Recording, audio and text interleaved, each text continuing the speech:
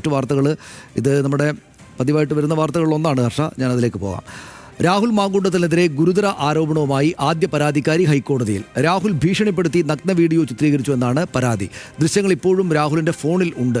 ജാമ്യം നൽകിയാൽ നഗ്ന ദൃശ്യങ്ങൾ പുറത്താകുമെന്നാണ് തൻ്റെ ഭയം. രാഹുലിൻ്റെ ജാമ്യാപേക്ഷ ഇന്ന് ഹൈക്കോടതി പരിഗണിക്കുന്നുണ്ട്. അപ്പോഴാണ് ഇത് വന്നിരിക്കുന്നത്. വിവരങ്ങളുമായി ഷബ്ന ചേരുന്നു. ഷബ്ന, ഇപ്പോൾ പോലീസിന്, പ്രത്യേക അന്വേഷണ സംഘത്തിന് ഈ രാഹുൽ മാങ്കൂട്ടത്തിൻ്റെ ഫോൺ ഇതുവരെ പരിശോധിക്കാൻ പറ്റിയിട്ടില്ല എന്നാണല്ലോ നമ്മൾ മനസ്സിലാക്കുന്നത്. അയാൾ അതിന് വിസമ്മതിക്കുകയാണ്. അപ്പോഴാണ് ഈ പെൺകുട്ടിയുടെ അതിജീവിതയുടെ ഒരു പരാതി ഇങ്ങനെ പോകുന്നത്. എന്താണ് അതിൻ്റെ വിശദാംശങ്ങൾ? അതിനകത്ത് എന്തൊക്കെയാണ് കാര്യങ്ങൾ ആവശ്യപ്പെട്ടിരിക്കുന്നത്? സനീഷ്, ഇന്ന് ഈ ആദ്യ പരാതിയിലെ ജാമ്യാപേക്ഷ കോടതി പരിഗണിക്കാനിരിക്കുകയാണ്. മുൻകൂർ ജാമ്യാപേക്ഷയാണ്. ഇത് പരിഗണിക്കാനിരിക്കുമ്പോഴാണ് ഈ പെൺകുട്ടി ഇത്തരത്തിലൊരു അഫിഡവിറ്റ് ഇന്ന് കോടതിയിൽ സമർപ്പിച്ചിട്ടുള്ളത്. ഗുരുതരമായ ആരോപണമാണ് രാഹുലിനെതിരെ ഈ പരാതിക്കാരി ഇന്ന് ഹൈക്കോടതിയിൽ തെളിവ് സഹിതം കൊടുത്തിട്ടുള്ളത്. ഇവരുടെ വാട്സപ്പ് ചാറ്റുകളടക്കം ടെലിഫോൺ സംഭാഷണങ്ങളടക്കം കോടതിക്ക് കൈമാറിയിട്ടുണ്ട്. രാഹുൽ ഭീഷണിപ്പെടുത്തിയാണ് ഗർഭചിത്രത്തിന് സമ്മതിപ്പിച്ചത്, അല്ലെങ്കിൽ ആത്മഹത്യ ചെയ്യും എന്ന് ഭീഷണിപ്പെടുത്തി തുടങ്ങിയ കാര്യങ്ങൾ ഈ വാട്സപ്പ് സന്ദേശമായി തന്നെ കോടതിക്ക് മുന്നിൽ എത്തിച്ചിരിക്കുന്നു. അതോടൊപ്പം തന്നെ ഗുരുതരമായ ഒരു ആരോപണം ഉന്നയിക്കുന്നത് 10ഓളം ഇത്തരത്തിലുള്ള കേസുകൾ, സമാനമായ കേസുകൾ രാഹുലിനെതിരെ ഉണ്ട് എന്ന് അന്വേഷണ സംഘത്തിന് വിവരം ലഭിച്ചിട്ടുണ്ട്. അതിൽ ഒരു പ്രായപൂർത്തിയാകാത്ത പെൺകുട്ടിയും ഉണ്ട് എന്ന് ഈ പെൺകുട്ടി തന്നെ ആരോപിക്കുന്നുണ്ട്. അത്തരത്തിലുള്ള ചില കാര്യങ്ങൾ നിരത്തിയാണ് ഈ ജാമ്യത്തെ എതിർത്തിട്ടുള്ളത്. ഒരു നിമിഷം ഷബ്ന, അതിനകത്ത് ഒരു പ്രായപൂർത്തിയാകാത്ത പെൺകുട്ടിയും ഇരകളുടെ കൂട്ടത്തിലുണ്ട് എന്ന് ഇപ്പോൾ പരാതി കൊടുത്തിരിക്കുന്ന ഒന്നാം പരാതിക്കാരി ഈ കോടതിക്ക് മുമ്പാകെ സമർപ്പിച്ച രേഖയിൽ പറയുന്നുണ്ടെന്നാണോ ഷബ്ന പറഞ്ഞത്?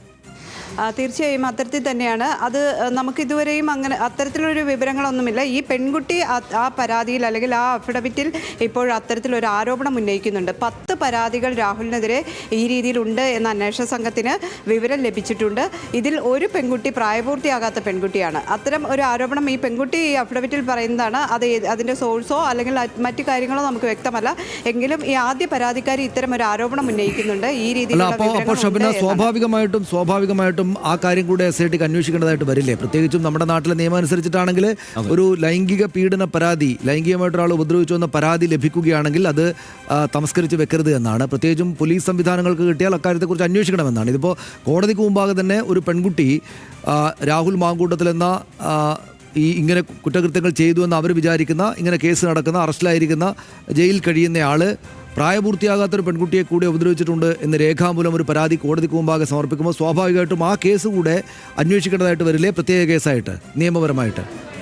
നിയമപരമായി അത് അന്വേഷിക്കേണ്ടി വരും. പക്ഷേ ഹൈക്കോടതി ഇന്നിപ്പോൾ ആ വിഷയത്തിലേക്ക് പോകാൻ സാധ്യതയില്ല. കാരണം ഇപ്പോൾ ഹൈക്കോടതിയുടെ മുന്നിൽ ഒരു മുൻകൂർ ജാമ്യാപേക്ഷയാണ്. അതിനപ്പുറത്തേക്ക് കോടതി നീങ്ങാൻ സാധ്യതയില്ല. പക്ഷേ ഇവരൊരു വാദത്തിന് വേണ്ടി ഈ രീതിയിൽ പറയുന്നുണ്ട്, ഇത്തരം ഒരു ആരോപണമുണ്ട് എന്ന് ഹൈക്കോടതിക്ക് മുന്നിൽ എത്തിക്കുന്നുണ്ട്. ഒരു പക്ഷേ SITയിൽ നിന്ന് കിട്ടിയ വിവരമോ അല്ലെങ്കിൽ അവർക്ക് എവിടെ നിന്ന് കിട്ടിയ വിവരമാണ്, അവരുടെ സോഴ്സ് ഏത് എന്ന് നമുക്ക് വ്യക്തമല്ല. ഏതായാലും ഇങ്ങനെ ഒരു ആരോപണം ഈ പെൺകുട്ടി ഉന്നയിക്കുന്നുണ്ട്. അത് ഹൈക്കോടതിക്ക് മുന്നിൽ എത്തിച്ചിട്ടുമുണ്ട്. ഈ പെൺകുട്ടി ഇപ്പോൾ ഹൈക്കോടതിയിൽ പറയുന്നത് ഈ രാഹുലിന് ജാമ്യം കൊടുത്താൽ തൻ്റെ ജീവന് ഭീഷണിയുണ്ട്. അതോടൊപ്പം തന്നെ തൻ്റെ നഗ്നചിത്രങ്ങൾ രാഹുലിൻ്റെ കയ്യിലുണ്ട്. അത് ലീക്കാവാൻ സാധ്യതയുണ്ട്. സാക്ഷികളെ സ്വാധീനിക്കാനുള്ള സാധ്യതയുണ്ട്. തെളിവ് നശിപ്പിക്കാനുള്ള സാധ്യതയുണ്ട്. വലിയ സ്വാധീനമുള്ള വ്യക്തിയാണ്.